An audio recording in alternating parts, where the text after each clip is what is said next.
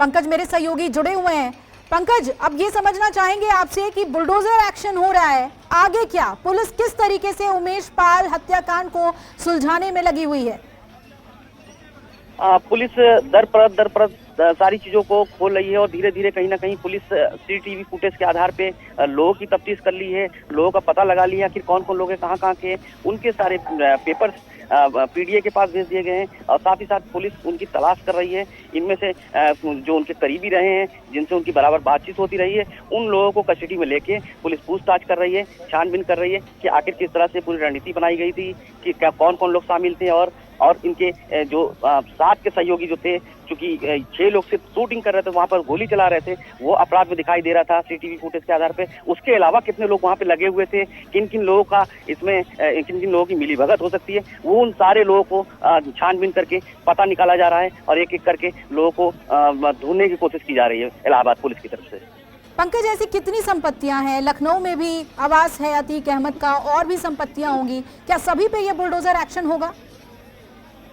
अभी ये बता पाना बहुत मुश्किल होगा, क्योंकि पुलिस ने जो भी दस्तावेज पीडीए से मांगा था, इलाहाबाद विकास प्राधिकरण से जो मांगा था, उन्होंने वो धीरे धीरे सारे डॉक्यूमेंट्स खंगाल रहे हैं, पता कर रहे हैं। उसके बाद जो लखनऊ है वहाँ पे पता करेंगे, लखनऊ में भेज दिया गया है पेपर, वहाँ पता करेंगे, वहाँ की जो अथॉरिटी है उनसे पूछा जाएगा कि इनका जो फ्लैट है वो किस तरह से बनाया गया है। अगर उनकी जो संपत्ति है वो सारी जब्त की जा रही है तो जाहिर सी बात है कि जो दिल्ली में और लखनऊ में जो फ्लैट हैं उनको भी ध्वस्त किया जाएगा या उनको अपने कब्जे में ले लिया जाएगा। बिल्कुल। और इस घर से जो हथियार बरामद हुए हैं पंकज, क्या उसे फॉरेंसिक जांच के लिए भेजा जाएगा? क्या बहुत सारे ऐसे मर्डर केसेस होंगे, उसमें क्या इनका इस्तेमाल हुआ है? ये तमाम बातें सुलझाने की कोशिश करेगी यूपी पुलिस। बिल्कुल, पुलिस इन सारी तथ्यों पर अपनी छानबीन करेगी और पता करेगी कि ये जो असलाह था जर्मनी का असलाह है। एक असलाह एकदम नया दिखाई दे रहा था, उसमें से एक तलवार मिली है और एक असलाह थोड़ा जंगखा सा दिखाई दे रहा था जिसमें जंग वगैरह लगे थे। ये असलाह कहाँ इस्तेमाल हुआ था, किस किस जगह पे इसका इस्तेमाल किया गया था, कौन कौन लोगों ने इसका इस्तेमाल किया, इन सारे तथ्यों पर पुलिस मंथन करेगी, जांच करेगी, पता करेगी कि आखिर ये हथियार यहाँ पे आए क्यों, किस लिए रखा गया था, क्या मकसद था, हथियार किस जगह से आया है, वो सारी चीजों पर पुलिस अब जाँच करेगी आगे। बिल्कुल। और उमेश पाल हत्याकांड में इस्तेमाल हुए असलाहों को लेकर भी पुलिस दबिश दे रही होगी, क्योंकि वो एस्टैब्लिश करना बहुत जरूरी है पुलिस के लिए और ये इन सभी गुर्गों के खिलाफ सबसे बड़ा सबूत होगा।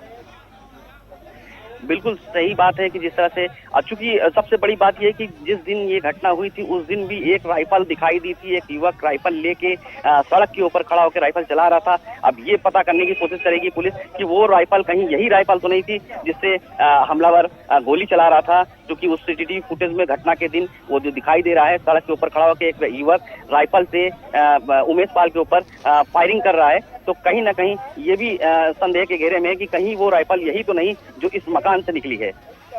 और साथ ही साथ जिस तरह से पुलिस। बिल्कुल पंकज, और इस हत्याकांड से जुड़े कुछ और तथ्य सामने आ रहे हैं क्या, कि रंजिश के चलते ही ये हत्या हुई या और भी ज्यादा इसमें मोटिव्स थे? किस तरीके से पुलिस देख रही है पूरे हत्याकांड को? सबसे बड़ी बात यह है कि उमेश पाल जिस दिन उमेश पाल की हत्या हुई थी, ये हत्याकांड पूरा हुआ था, उस दिन उमेश पाल कचहरी से निकले थे और इन्हीं उमेश पाल चूंकि राजू पाल चूंकि बीएसपी के विधायक थे, उनकी हत्या हुई थी। उसी हत्या के मामले में ये मुख्य गवाह थे, उसी की गवाही के लिए ये गए थे, अंतिम गवाही कही जा सकती उसे, उसके लिए वहां पे गए थे। पूरी बात बहस में पूरी कंप्लीट नहीं हो पाई थी, अगली तारीख लगी थी और अगली तारीख के लिए उमेश पाल को जाना था, जिसके बाद कुछ कोर्ट की तरफ से कोई नया निर्णय आता, लेकिन उससे पहले ही उमेश पाल की हत्या कर दी गई। तो कहीं ना कहीं ये गवाह की हत्या है, ये कहा जा सकता है कि अपने आप को बचाने के लिए ये हत्या की गई है, और बेटे ने अपने पिता को बचाने के लिए हत्या की, ये कहा जा सकता है सीधे तौर पे।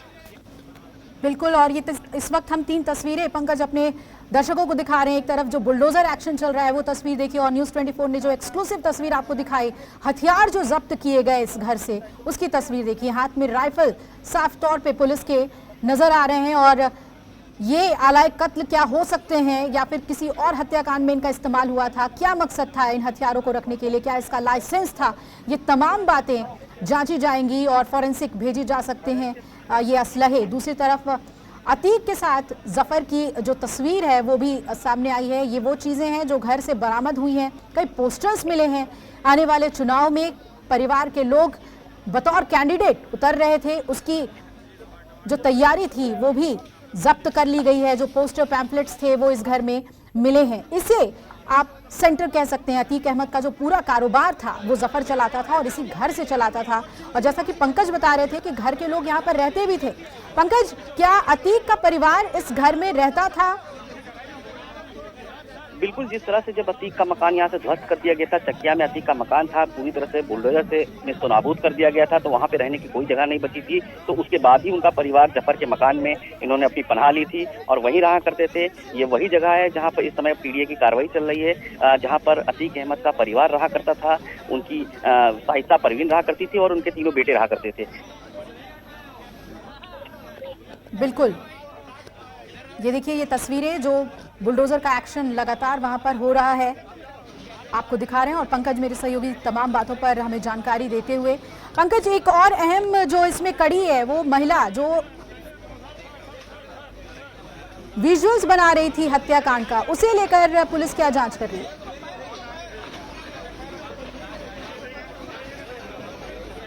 नमस्कार, मैं हूं मानक गुप्ता। अगर आपको हमारा ये वीडियो पसंद आया हो तो इसे लाइक और शेयर जरूर करें। और हां, हमें सब्सक्राइब और फॉलो करना ना भूलें ताकि आप देश और दुनिया की कोई खबर मिस ना करें। तो जुड़े रहिए हमारे साथ और देखते रहिए न्यूज़ 24।